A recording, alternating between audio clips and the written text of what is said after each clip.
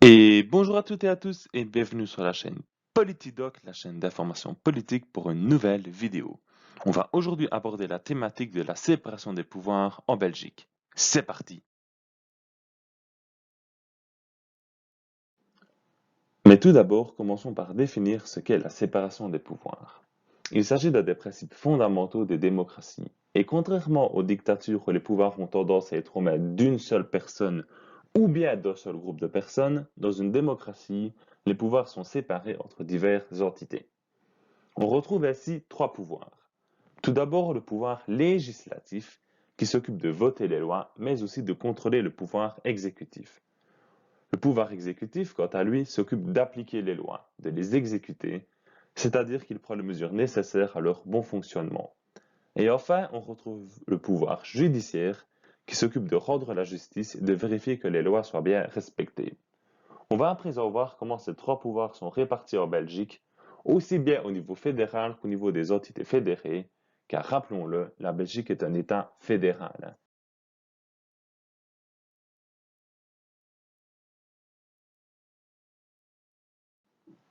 Au niveau fédéral, le pouvoir législatif est exercé par la Chambre des représentants et le Sénat qui forment le Parlement, ainsi que par le roi. Mais cependant, ce dernier se contente juste d'exprimer son assentiment ou son adhésion à la loi votée en la signant. C'est ce qu'on appelle la sanction royale, qui est considérée comme automatique. Pour certaines lois, il faut qu'elles soient votées à la fois par la Chambre des représentants et par le Sénat, et pour d'autres, seulement par la Chambre, et encore pour d'autres lois, le vote du Sénat est optionnel, entre guillemets.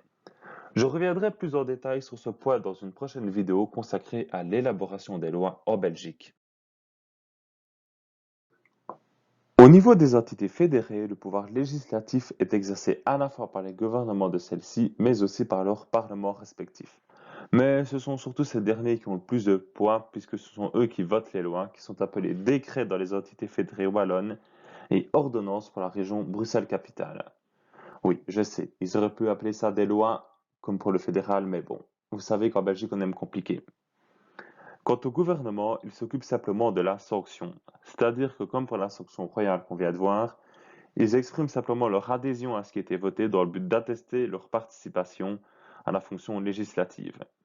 Mais ils peuvent aussi déposer des projets de décrets ou d'ordonnances qui seront votés au Parlement.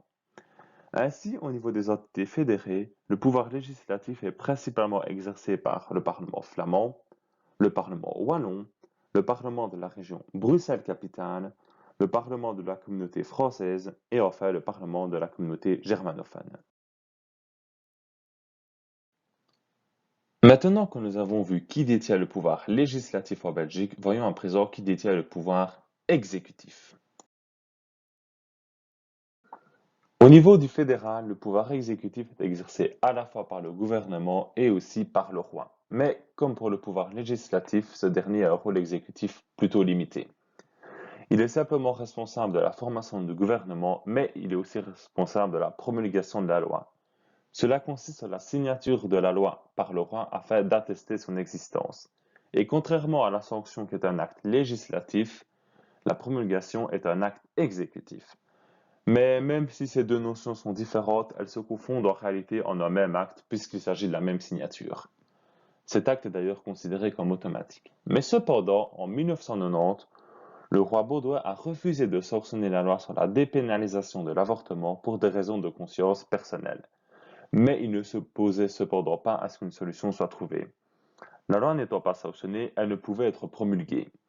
Le gouvernement a alors constaté l'impossibilité pour le roi de régner le 3 avril afin de sanctionner lui-même et de promulguer la loi, avant de convoquer la Chambre de représentants pour mettre fin à cette impossibilité le 5 avril, soit 2 jours plus tard. La loi a ainsi pu être adoptée. Venons-en à présent au rôle du gouvernement.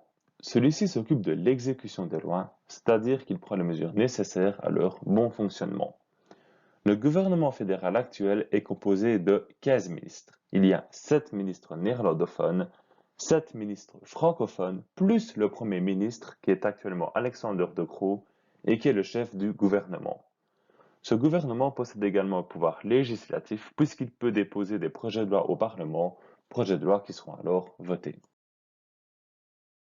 Au niveau des entités fédérées, le pouvoir exécutif est exercé par les gouvernements de celles-ci. Leurs rôles sont donc d'exécuter les décrets ou les ordonnances qui sont votés par leurs parlements respectifs. Mais ils ont aussi un rôle législatif puisqu'ils peuvent déposer des projets de décrets ou d'ordonnances qui seront alors votés dans les différents parlements. Ils sont chacun composés d'un certain nombre de ministres, plus d'un ministre président qui est le chef de ce gouvernement. On retrouve donc 5 gouvernements au niveau des entités fédérées. Tout d'abord, il y a le gouvernement de la région Wallonne qui est actuellement composé de 8 ministres, dont le ministre-président Elio Di Rupo. Ensuite, il y a le gouvernement de la communauté française qui est composé actuellement de 5 ministres, dont Pierre-Yves Jehollet qui en est le ministre-président. Quant au gouvernement de la région bruxelloise, il est actuellement composé de 8 ministres, dont le ministre-président Rudy Verwoerd. Ensuite, le gouvernement de la communauté germanophone est composé actuellement de 4 ministres, dont Oliver Page, qui en est le ministre-président. Et enfin, on retrouve le gouvernement flamand, qui regroupe la région flamande ainsi que la communauté flamande, et qui est composé de 9 ministres actuellement, dont le ministre-président qui est Jan Jambon. Non, non, non, non, pas jambon comme ça, Jambon. Et enfin, on retrouve le pouvoir judiciaire qui s'applique pour tout le pays. C'est-à-dire qu'il n'y a donc pas de pouvoir judiciaire pour les entités fédérées. Ce pouvoir se prononce en matière de litige et contrôle également la légalité des actes de l'exécutif. Et il est exercé par les cours et les tribunaux. Mais quelle est la différence entre les cours et les tribunaux? Eh bien, une cour émet des arrêts, tandis qu'un tribunal rend des jugements. Et en fonction de la nature et de la gravité de l'infraction commise, on se retrouvera dans telle ou telle juridiction. Une cour est considérée comme un tribunal de juridiction supérieure. Et voilà, cette vidéo est à présent terminée. Je vous remercie de l'avoir regardée. Si elle vous a plu, n'hésitez pas à la liker, à la partager et à vous abonner à la chaîne. Il y aura d'autres vidéos qui arriveront bientôt. Si vous avez des questions, vous pouvez également les poser en commentaire. Merci.